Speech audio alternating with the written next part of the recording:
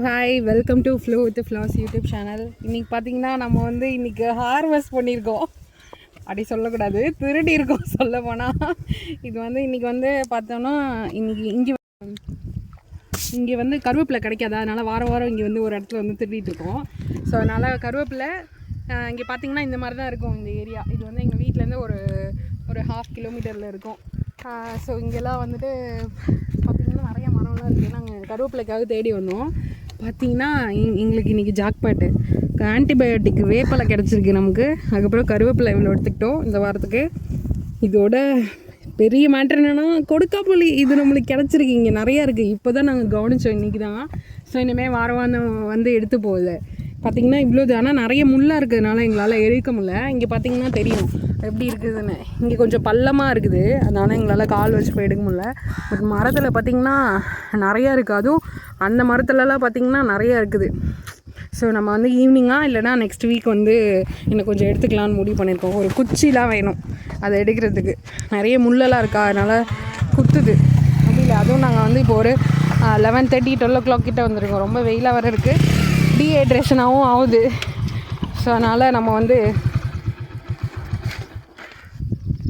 கிளம்பலான்னு முடிவு பண்ணும்போது என்னோடய ஹஸ்பண்ட் பார்த்திங்கன்னா ஏதாவது சின்னதாக ஒரு கருவேப்பிலை செடி இருந்தால் எங்கள் ஓனர் வீட்டில் வச்சு வளர்த்து விடலாம் அப்படின்னு முடிவு பண்ணிட்டு அதை வந்து எடுக்க ட்ரை பண்ணுறாங்க. பார்க்கலாம் எடுக்க முடியுதா முடியலையான்னு.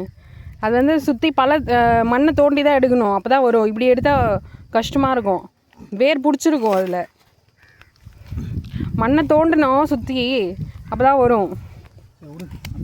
சரி, ஓகே. இது கொஞ்சம் கஷ்டமாக இருக்குது, அதனால் என் ஹஸ்பண்ட் ஃபீல் பண்ணதுனால நாங்கள் வந்து இப்போ கிளம்புறோம்.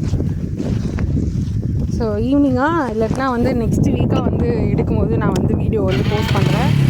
இது பார்த்திங்கன்னா இப்படி தான் இருக்குது. நாங்கள் போகிற வழியும் காட்டுறோம்.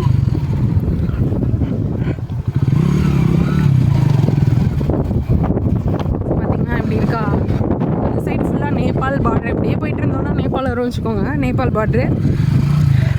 ஸோ நம்ம வீட்டுக்கு வந்து இந்த சைடாக போகணும், லெஃப்ட் சைடாக. ரொம்ப வெயிலாக வர இருக்குது இங்கே. இப்படியே போனோன்னா நம்ம வீடு வந்துடும். இந்த கொடுக்கப்புள்ளையே இங்கே யாருமே சாப்பிட மாட்டாங்க போல், எல்லாம் அப்படியே இருக்குது. நானும் கடையிலையும் பார்த்தது கிடையாது.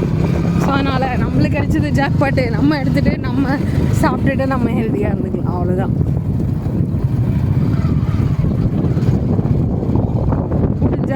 நம்ம கூட இருக்கிறவங்களுக்கு சொல்லலாம், இது சாப்பிடலாம், இது நல்லது அப்படின்னு. நம்ம சின்ன வயசு மெமரிஸ்லாம் இங்கே வந்தது. நம்ம போய் இப்போ வந்து கொடுக்காப்பிள்ளையை பிடிச்சி சாப்பிட்டதெல்லாம்.